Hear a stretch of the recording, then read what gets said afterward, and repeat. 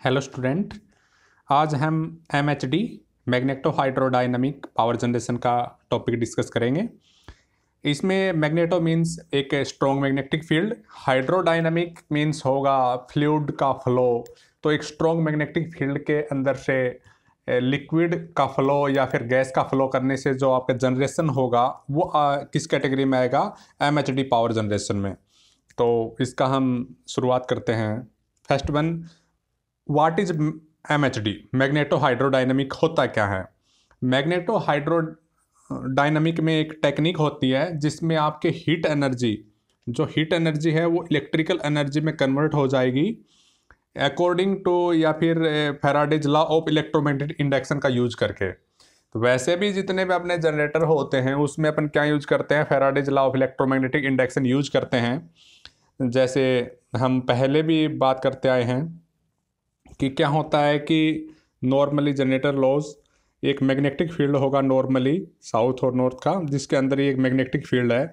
इस magnetic field के अंदर हम एक नॉर्मली कंडक्टर पुट करते हैं। ये एक कंडक्टर है जो कि perpendicular to the magnetic field.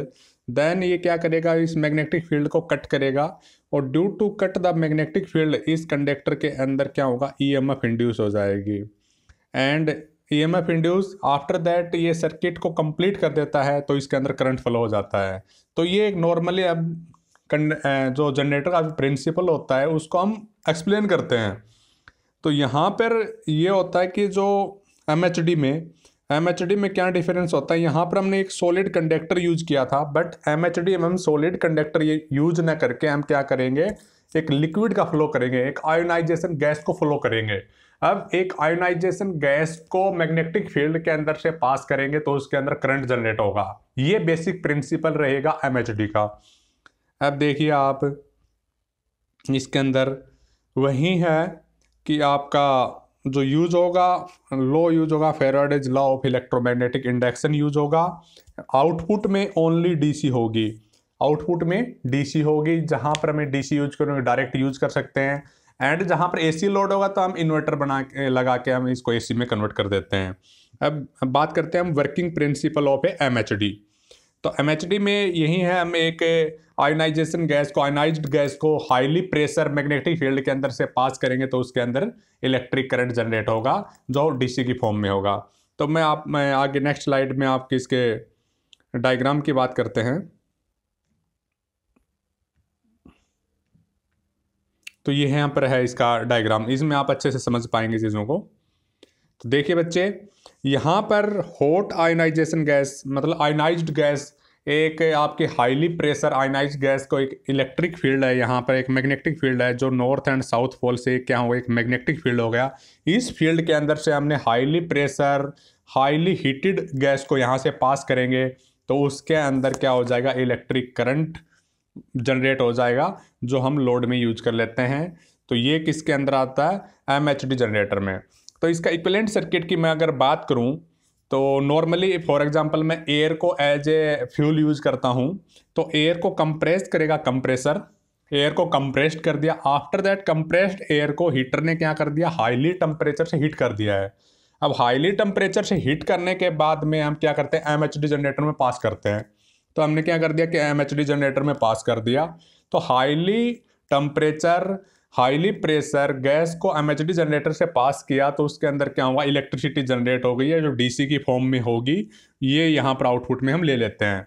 और रिमेनिंग गैस यूज होने के बाद में जो एयर बचती है उसको बाय कूलर हम कूल कर लेते हैं और वापस से कंप्रेसर में पास कर देते हैं, आफ्टर दैट हीटर। तो ये एक साइकिल बन जाता है। तो ये नॉर्मली इक्विवेलेंट सर्किट है MHD जनरेटर का, ये आपका है MHD जनरेटर। तो आई होप इस बात को आप समझ पाए होंगे। नेक्स्ट में बात करते हैं advantage and disadvantage of MHD का। इसके क्या एडवांटेज हैं, क्या डिसएडवांटेज हैं? तो फर्स्ट वन है इसका कि इसकी एफिशिएंसी है वो हाई है as comparison to other renewable energy sources. इसकी जो एफिशिएंसी है वो हाई है। इसके जो लार्ज अमाउंट में पावर का जनरेट करते हैं, रिन्यूएबल एनर्जी सोर्स है, इट मीन्स इसको अगेन एंड अगेन आप यूज कर सकते हैं। डिसएडवांटेज, इसका सबसे बड़ा डिसएडवांटेज है कि इसको हर जगह अवेलेबल नहीं है, अवेलेबिलिटी न होने की वजह से गैस और फ्लूइड की तो ये प्रॉब्लम होती है। दूसरी, इसको फैब्रिकेट करना, इसको डिज़ाइन करना थोड़ा डिफ़िकल्ट है। तो ये मेन दो आपके डिसएडवांटेजेस हैं MHD जनरेटर के। आफ्टर दैट हम बात करते हैं कि MHD जो जनरेटर होता है वो कितने टाइप का होता है। तो टाइप के बेसिस पे हम इसको open cycle MHD power generation system and close cycle MHD power generation system की बात यहाँ पर करते हैं। तो फर्स्ट वन बात करते हैं हम open cycle MHD power generation system. अब इसमें क्या करते हैं हम कि जो फ्यूल होता है, फ्यूल एज हम एयर यूज करते हैं। तो एयर को हम क्या करेंगे, कंब्यूशन चैम्बर में कंब्यूज करेंगे, हीट करेंगे, और O2 की प्रेजेंट में उसका जो टेम्परेचर है हम 1000 डिग्री तक लेके जाएंगे।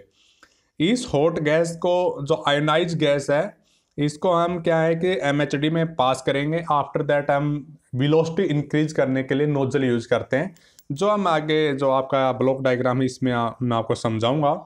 तो आई होप आप अच्छे से समझ पाएंगे इसको।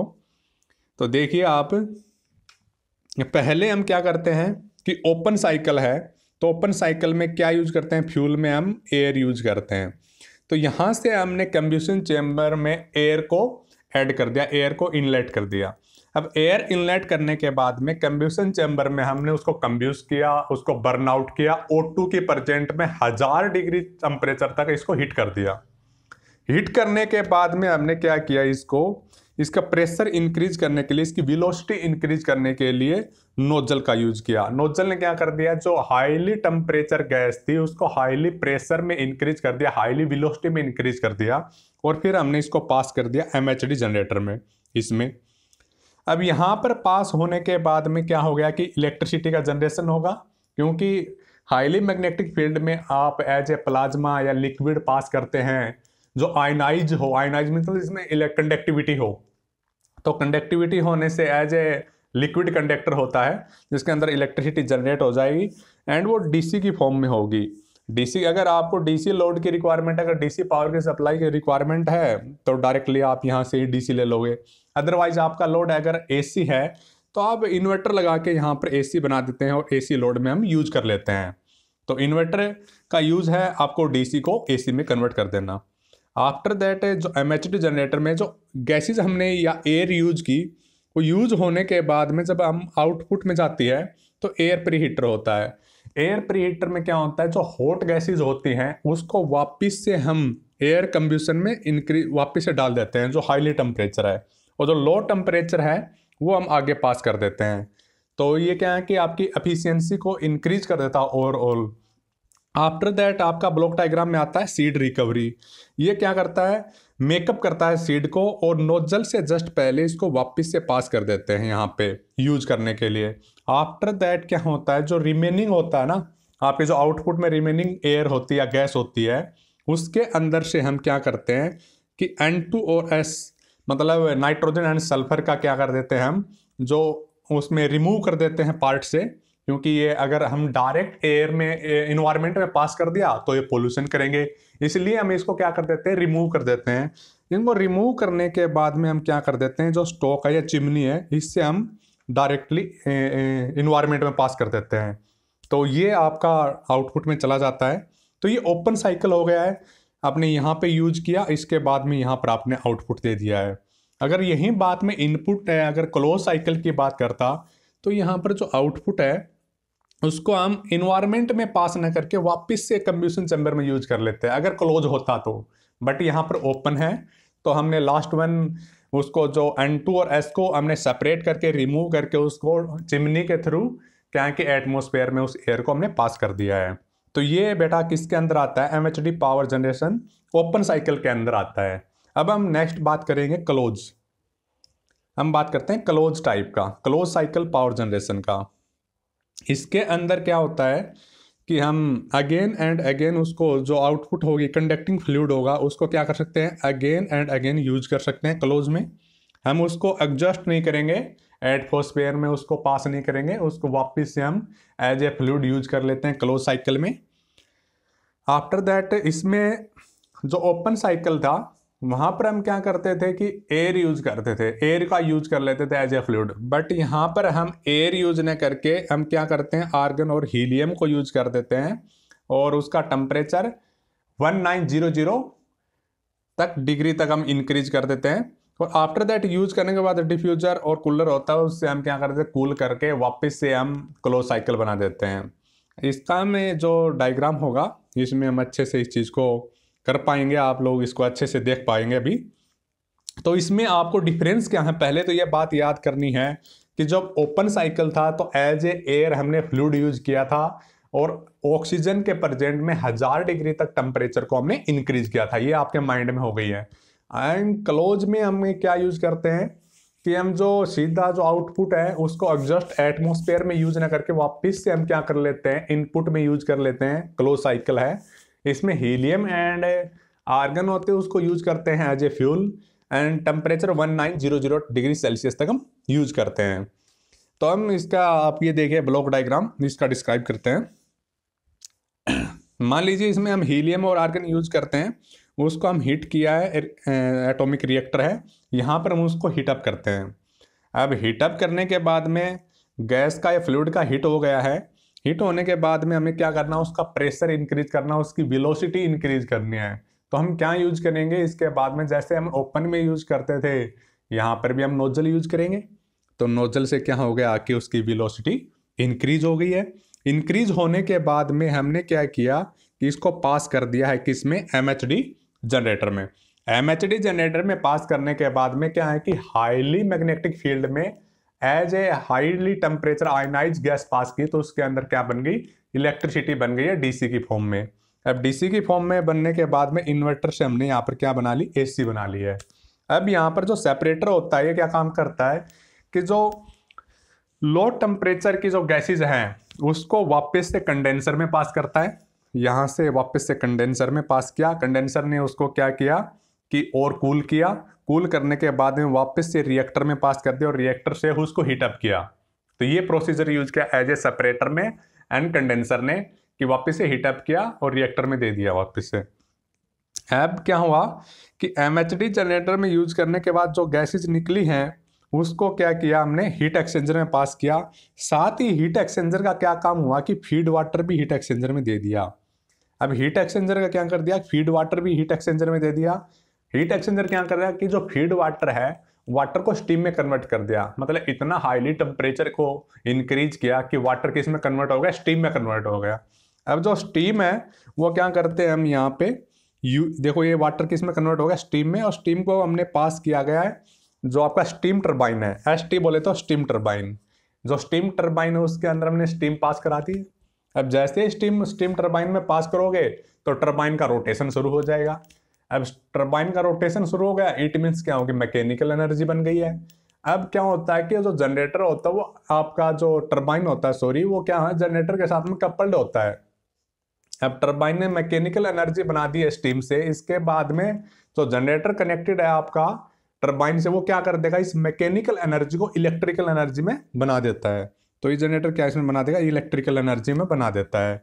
अब यहाँ पे वापस से आपका लिक्विड फॉर्म इस पंप के थ्रू क्या है कि रिएक्टर में पहुँच जाता है। तो आपने यहाँ इस बात को नोट किया होगा कि हमने जो आपकी आउटपुट में यूज की हुई गैस है या लिक्विड है उसको हमने एटमॉस्फेयर में एडजस्ट नहीं किया, उसको एटमॉस्फेयर में पास नहीं किया, हमने उसको वापस से ही इनपुट में यूज कर लिया है। इट मीन्स ये कौन सा साइकिल था, ये बड़ा क्लोज साइकिल था। इसमें क्या किया हमने, जो आउटपुट था वापस से हमने किस में यूज कर लिया, उसको इनपुट में यूज कर लिया। तो ये क्लोज साइकिल बन गया इस टाइप का। तो दोनों में डिफरेंस आपको ये समझना होगा कि जो क्लोज है, जो ओपन था, यहाँ पे देखिए ओपन में हम क्या कर रहे थे कि यहाँ पे टोटल जो चिमनी का स्टॉक है यहाँ से हम इसको पास कर दे रहे थे, यहाँ पर हम इसको क्या कर दे रहे थे, पास कर दे रहे थे। लास्ट वन देखिए स्टॉक से हमने क्या कर दिया था, उसको एग्जॉस्ट कर दिया था ये अनटू और रिमूव करने के बाद, क्योंकि यहाँ अगर इसको हम वापस से यूज कर लेते तो यही कौन सा बन जाता, क्लोज बन जाता। बट ये ओपन है, हमने पास कर दिया। वापस से मैं छोटा सा रिवीजन करना चाहूँ यहाँ पे, कंबशन चैम्बर ने क्या किया, जो एयर थी उसको क्या कर दिया कि हॉट टेम्परेचर इंक्रीज कर दिया नोजल ने क्या किया, वेलोसिटी को इंक्रीज कर दिया। आफ्टर दैट एमएचडी से हमने पास किया तो इलेक्ट्रिसिटी जनरेट हो गई है। क्यों हो गई है? क्योंकि हाईली मैग्नेटिक फील्ड से आप highly pressure ionise gas pass करोगे तो उसके अंदर इलेक्ट्रिसिटी जनरेट हो जाती है, और डीसी की फॉर्म में है यहाँ पे, और डीसी को हमने इन्वर्टर के थ्रू एसी में बना दिया। After that air pre heater ने क्या काम किया, जो कि यूज्ड गैस थी उसमें हाईली टेम्परेचर गैस थी उसको वापस से हमने कंप्रेसर में यूज कर लिया। सीड रिकवरी को हमने जो रिमेनिंग जो पार्ट था उसमें मेकअप सीड को किया एंड नोजल से पहले हमने पास कर दिया। आफ्टर दैट हमने क्या किया, जो रिमेनिंग गैस थी उससे N2 और S नाइट्रोजन और सल्फर को रिमूव कर दिया, क्योंकि अगर ये बाहर चले गए तो एटमॉस्फेयर को पोल्यूट कर देंगे। तो ये अपने एटमॉस्फेयर को इको फ्रेंडली बनाने के लिए हमने क्या कर दिया, इसको रिमूव कर देते हैं और बाद में स्टोक या चिमनी से हम पास कर देते हैं। तो ये था ओपन का। एंड हम बात करें क्लोज की, तो क्लोज में भी मैं एक बार हल्का सा आपको वापस से रिवाइज कर देता हूँ चीज़ों को, तो काफ़ी आसान हो जाएगा आप लोगों के लिए। इसके अंदर हम हीलियम आर्गन यूज करते हैं, जो कि एटॉमिक रिएक्टर में उसको हीट अप कर देते हैं। अब हीट करने के बाद में उसका वेलोसिटी और टेम्परेचर प्रेशर को इंक्रीज करने के लिए हम नोजल यूज कर लेते हैं। अब नोजल के बाद में क्या होता है, सेपरेटर होता है जो कि लो टेम्परेचर को कंडेंसर में पास कर देता है और कंडेंसर से वापस से रिएक्टर में, मतलब उसको हीट अप करने के लिए। और जो हाईली टेम्परेचर और हाईली प्रेशर गैस है उसको हम एमएचडी में पास करते हैं, और एमएचडी में पास करने के बाद उसके अंदर डीसी बन जाती है, और उस डीसी को हमने क्या किया, इन्वर्टर के थ्रू एसी में बना दिया है। और यहाँ पर एक हीट एक्सचेंजर होगा जिसके अंदर फीड वाटर भी होगा, एंड जो आपकी हीटअप गैस होंगी, जो हीटअप गैस भी पास कर दी और फीड वाटर से। तो फीड वाटर क्या हो गया कि जो हम वाटर है वो स्टीम में कन्वर्ट हो जाता है हाईली टेम्परेचर से हीट एक्सचेंजर में।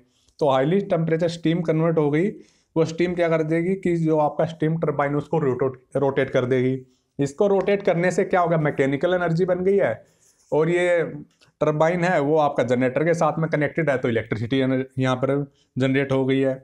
इसके बाद में जो वापस से लिक्विड हम क्या करते हैं, पंप के थ्रू रिएक्टर में पास कर देते हैं। इसको हमने एटमॉस्फेयर में एडजस्ट नहीं किया, वापस से इनपुट में यूज कर लिया, इसलिए कौन सा बन गया, क्लोज साइकिल बन गया। तो ये बेटा आपका एमएचडी का ओपन और क्लोज टाइप थी। तो आई होप आप लोग इस बात को, इस टॉपिक को कंप्लीटली समझ पाए होंगे, कोई डाउट आपको नहीं रहा होगा इसमें। तो